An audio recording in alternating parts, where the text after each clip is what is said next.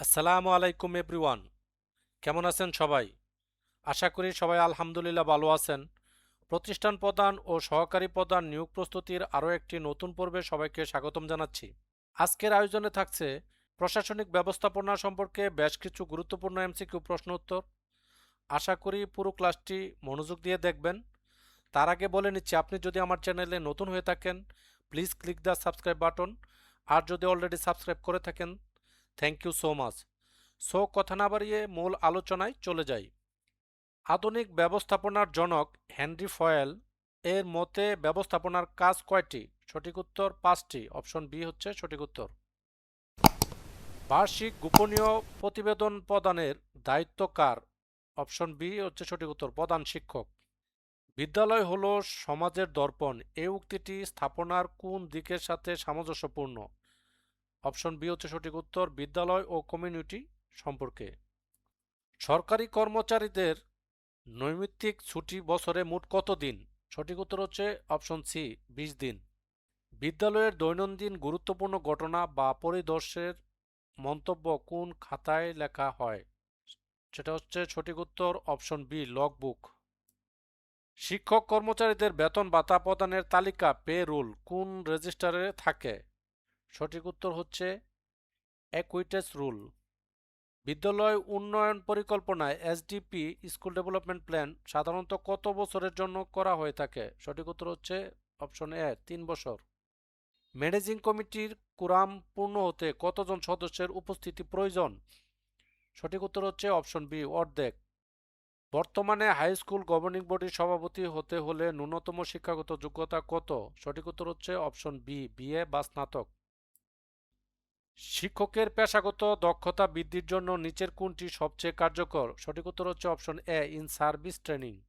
শিক্ষকদের পেশাগত আচার আচরণ নিয়ন্ত্রণকারী নির্দেশনাবলীকে কি বলে? আচার সংহিতা। সুপারভিশন শব্দের আবিধানিক অর্থ কি? সঠিক উত্তর হচ্ছে অপশন বি, উচ্চতর দর্শন বা তত্ত্বাবধান। পরিদর্শন ও তত্ত্বাবধান অর্থাৎ ইন্সপেকশন ও সুপারভিশন মূল পার্থক্য কি? পরিদর্শন প্রশাসনিক, তত্ত্বাবধান উন্নয়নমূলক। অপশন এ হচ্ছে সঠিক উত্তর। কার্যকর পাঠদানের জন্য শিক্ষকের সবচেয়ে বড় সহায়ক কোনটি? কার্যকর পাঠদানের জন্য শিক্ষকের সবচেয়ে বড় সহায়ক হচ্ছে শিক্ষক সহায়িকা।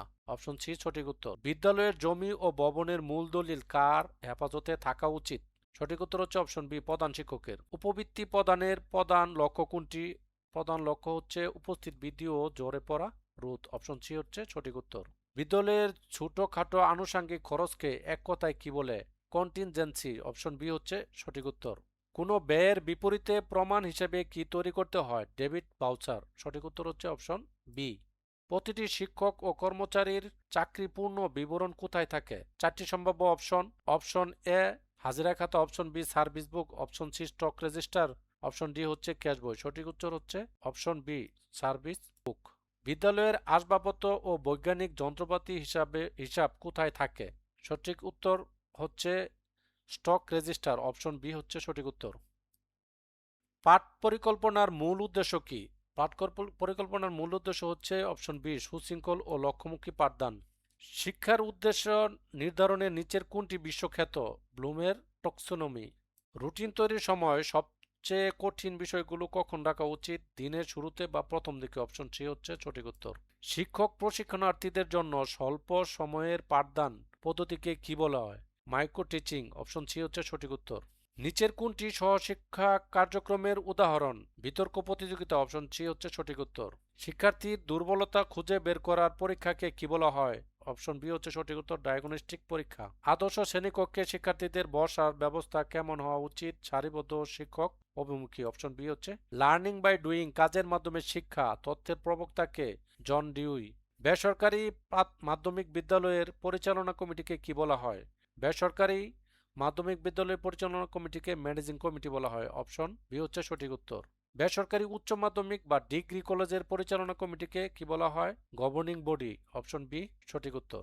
একজন ব্যক্তি একই সাথে সর্বোচ্চ কতটি প্রতিষ্ঠানের সভাপতি হতে পারেন? সঠিক উত্তর হচ্ছে অপশন এ, 2টি।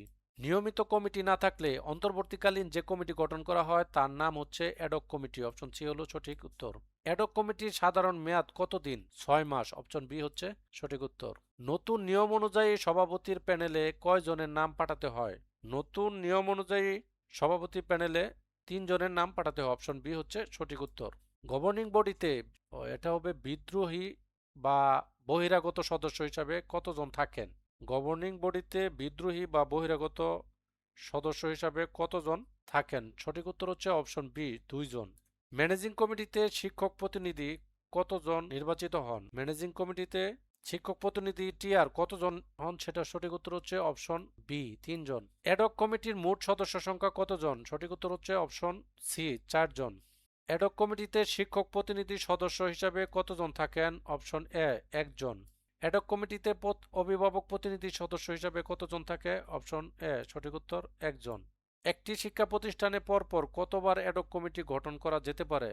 সঠিক উত্তর হচ্ছে অপশন বি 2বার বোর্ডের বিশেষ অনুমতিতে 2বার গঠন করা যেতে পারে।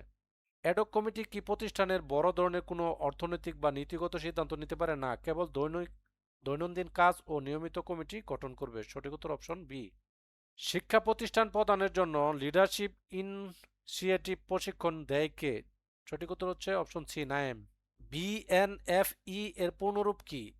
পূর্ণরূপ হচ্ছে bureau of non formal education. সঠিক উত্তর হচ্ছে অপশন এ। স্কুল ও কলেজ এমপিও নীতিমালা 2025 অনুসারে প্রতিষ্ঠান প্রধানকে ন্যূনতম কয়টি ক্লাস নিতে হবে? সঠিক উত্তর অপশন সি 5টি। এমপিওভুক্ত পদে প্রথম উচ্চতর গ্রেড পাওয়ার কত বছর পর দ্বিতীয় উচ্চতর গ্রেড পাওয়া যায় প্রাপ্য হবেন? সঠিক উত্তর হচ্ছে অপশন সি 6 বছর। জিএফআর বলতে কোন নিয়মাবলীকে বোঝানো হয়? General financial rules. সঠিক উত্তর হচ্ছে অপশন বি। ইএফটি এর পূর্ণরূপ কি? Electronic fund transfer. সঠিক উত্তর হচ্ছে অপশন সি। স্কুল অ্যান্ড কলেজের ক্ষেত্রে কয়টি এমপিও কোড থাকবে? স্কুল অ্যান্ড কলেজের ক্ষেত্রে 2টি এমপিও কোড থাকবে। স্কুলের জন্য একটি এমপিও কোড, কলেজের জন্য আরেকটি এমপিও কোড। তবে ইআইএন মানে ইন নাম্বারে একটি থাকবে একটি নির্দিষ্ট প্রতিষ্ঠানের জন্য। গভর্নিং বডি বা ম্যানেজিং কমিটির সদস্যদের নিয়োগ বা নির্বাচনের বিরুদ্ধে কোথায় আপিল করা যায়? সঠিক উত্তর হচ্ছে মাধ্যমিক ও উচ্চ মাধ্যমিক শিক্ষা বোর্ডে।